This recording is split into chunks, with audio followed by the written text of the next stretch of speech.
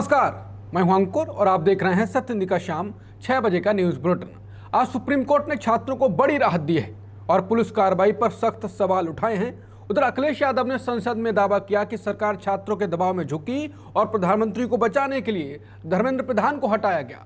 वहीं धर्मेंद्र प्रधान के स्वागत पर विपक्ष ने बीजेपी को घेरा तो सीजेपी के volunteer Junaid Malik supreme court पहुंच गए। आज बुलेटिन में बात होगी छात्र आंदोलन की, सियासत की, एनसीपी की, नई हलचल की, असम की बाढ़ की जिसने जनजीवन सब अस्त व्यस्त कर दिया है, मोदी के वीडियो पर मेटा विवाद की और दुनिया में अमेरिका ईरान के नए संकेतों की। लेकिन उससे पहले जान लेते हैं सत्य हिंदी के ऐप को लेकर एक सूचना भी।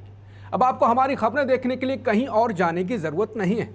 आप आज ही सत्य हिंदी ऐप को अपने फ़ोन में डाउनलोड कर लें। इस ऐप पर आप हमारा हर न्यूज़ बुलेटिन बहुत आसानी से देख सकते हैं और YouTube के सारे खास शो भी आपको यहीं मिल जाएंगे। इसके साथ ही हमारी वेबसाइट की सारी खबरें भी इसी ऐप पर मौजूद हैं। यानी अब सब कुछ बस आपके एक क्लिक पर उपलब्ध है। तो अभी आप ऐप स्टोर पर जाएं या डिस्क्रिप्शन में दिए गए लिंक पर क्लिक करें और सत्य हिंदी ऐप डाउनलोड कर लें।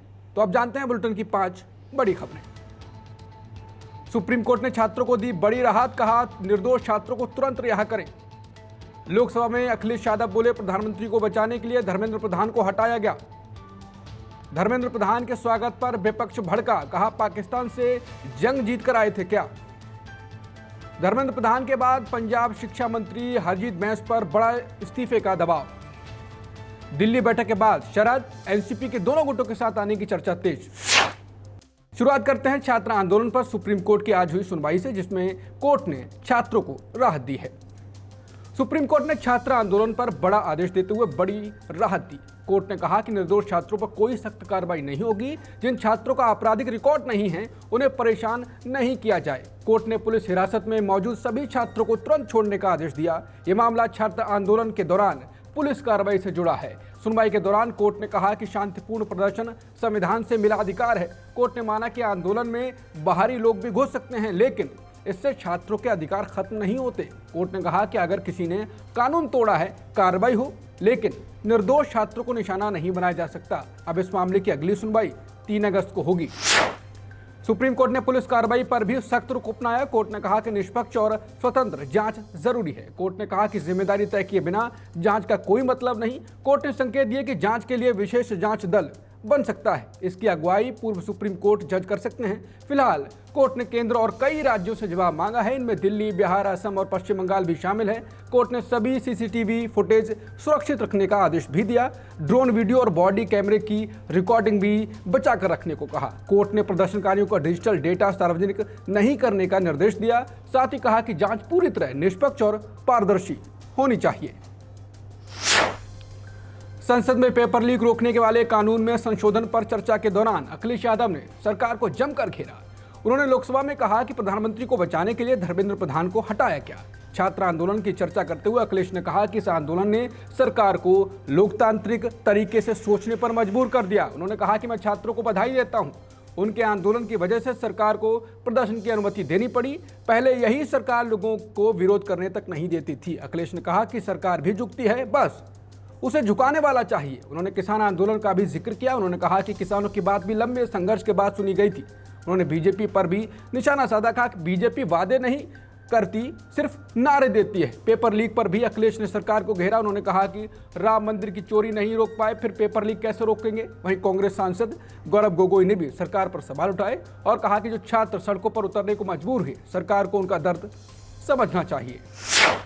इस्तीफे के बाद धर्मेंद्र प्रधान के स्वागत पर विपक्ष ने बीजेपी को घेर लिया। कांग्रेस सांसद गौरव गोगोई ने सरकार पर निशाना साधा। उन्होंने कहा कि धर्मेंद्र प्रधान के शिक्षा मंत्री रहते 21 बच्चों ने अपनी जान दे दी, लेकिन जब वो इस्तीफा देने के बाद संसद परिसर में आए तो बीजेपी सांसदों ने उनका ऐसा स्वागत किया जैसे वो पाकिस्तान से जंग लड़कर आए हों। प्रियंका गांधी ने भी इसे शर्मनाक बताया। उन्होंने कहा कि इस्तीफे की वजह सब जानते हैं, इसके बावजूद उन्हें सुपरस्टार की तरह सम्मान मिला। इससे पहले राहुल गांधी ने भी धर्मेंद्र प्रधान के स्वागत पर तीखा हमला बोला था। उन्होंने कहा कि प्रधान भ्रष्ट शिक्षा व्यवस्था का प्रतीक बन चुके हैं। राहुल ने कहा कि छात्रों के गुस्से से डरकर उन्हें इस्तीफा देना पड़ा, इसके बाद भी संसद में उनका स्वागत किया गया। राहुल ने कहा कि सम्मान नहीं, ये लाखों छात्रों के भविष्य की बर्बादी का जश्न है। सीजेपी के फूड वॉलंटियर जुनैद मलिक ने पुलिस कार्रवाई के खिलाफ सुप्रीम कोर्ट का रुख किया है। उन्होंने पुलिस पर गंभीर आरोप लगाया। जुनैद का कहना है कि पुलिस उन्हें दिल्ली से उठा ले गई। उन्होंने दावा किया कि कई घंटों तक उन्हें गाड़ी में रखा गया। इस दौरान उन्हें धमकाया और डराया गया। जुनैद ने कहा कि बाद में उन्हें देहरादून रोड पर छोड़ दिया गया। उन्होंने अपने परिवार को भी परेशान करने का आरोप लगाया। जुनैद का दावा है कि गाजियाबाद पुलिस ने उनके पिता को हिरासत में ले लिया। उन्होंने कहा कि पुलिस ने उनके घर पर भी छापा मारा। इतना ही नहीं, मेरठ में बहन के ससुराल भी पहुंची पुलिस। जुनैद के मुताबिक वहां रिश्तेदारों को भी हिरासत में लिया गया। उन्होंने आरोप लगाया ये सब बिना कानूनी प्रक्रिया के हुआ। अब उन्होंने सुप्रीम कोर्ट से हस्तक्षेप की मांग की है, साथ ही परिवार के खिलाफ कार्रवाई रोकने की अपील की है।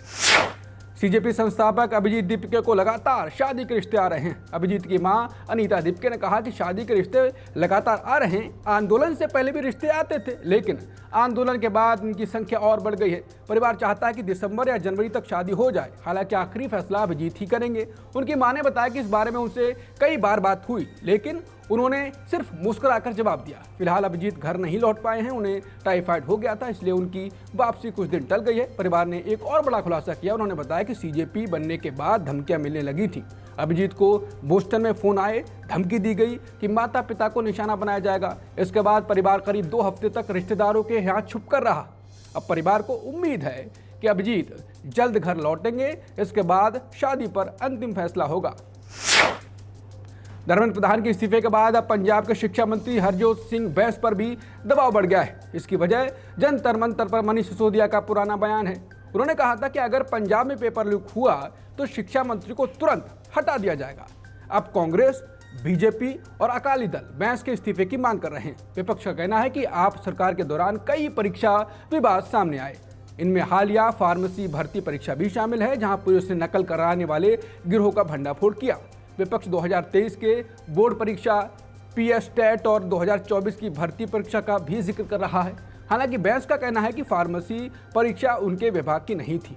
वहां पेपर लीक नहीं, सिर्फ नकल की कोशिश हुई थी। मुख्यमंत्री भगवंत मान और मनीष सिसोदिया भी यही कह रहे हैं कि पंजाब में कोई पेपर लीक नहीं हुआ, बल्कि सरकार ने हर गड़बड़ी पर तुरंत कार्रवाई की।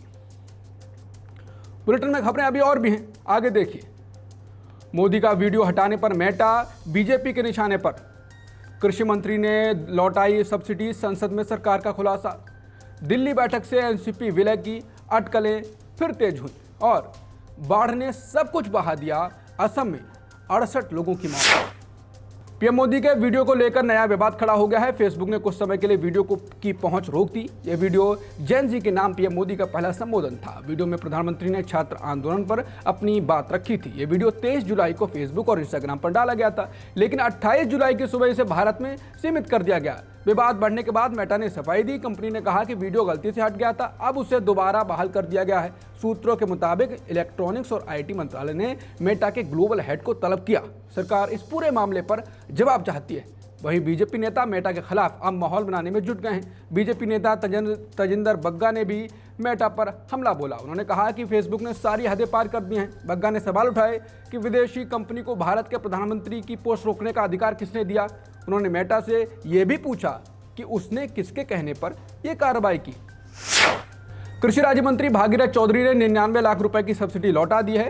यह जानकारी सरकार ने लोकसभा में दी। सरकार ने बताया कि भागीरथ चौधरी ने बैंक को पूरी राशि वापस कर दी। अब बैंक को यह रकम राष्ट्रीय बागवानी बोर्ड को लौटानी होगी। यह मामला पिछले महीने चर्चा में आया था। दावा था कि चौधरी ने अपने ही मंत्रालय की योजना से सब्सिडी ली थी। संसद में यह भी बताया गया कि बीजेपी सांसद लुम्बाराम चौधरी को भी पिछले 5 वर्षों में इसी योजना का लाभ मिला।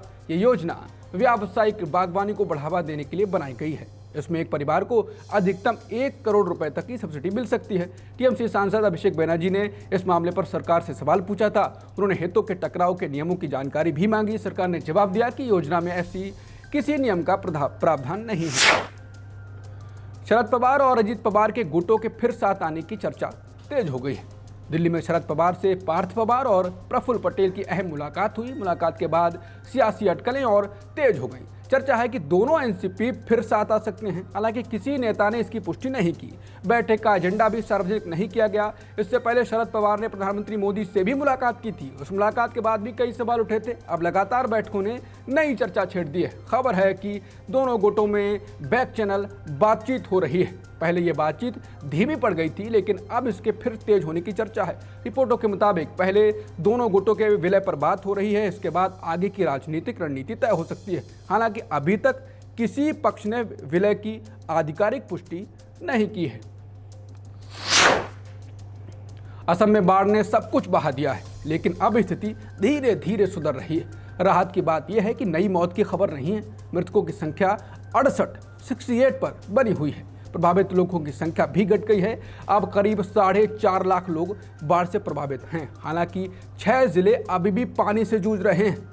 सबसे ज़्यादा असर चराईदेव जिले में है। इसके बाद शिवसागर और जोरहाट का नंबर आता है। राहत और बचाव अभियान लगातार जारी है। कई एजेंसियां मिलकर लोगों की मदद कर रही हैं। राहत शिविरों में हजारों लोग अब भी रह रहे हैं। सरकार का कहना है कि हालात बेहतर हो रहे हैं, लेकिन पूरी तरह सामान्य होने में अभी समय लगेगा।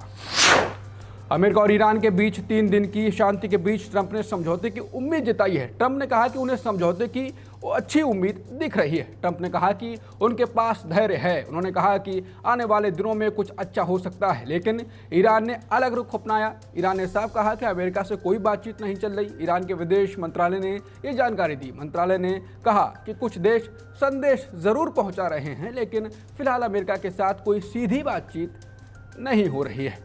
शाम 6 बजे के बुलेटिन में इतना ही। बाकी खबरों के लिए बने रहिए सत्य हिंदी के साथ। रात 8 बजे मिलते हैं नई खबरों के साथ। नमस्कार।